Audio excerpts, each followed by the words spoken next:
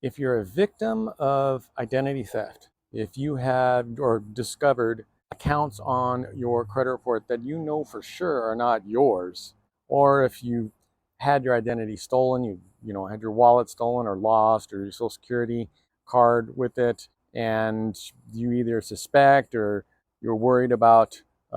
fraudulent accounts appearing on your credit report, uh, contact me because surprisingly, identity theft accounts are some of the easiest negative accounts to delete from your credit report. The reason for that is the credit bureaus and the creditors actually take identity theft very seriously now, and they're pretty good at making sure identity theft accounts get deleted from your credit report.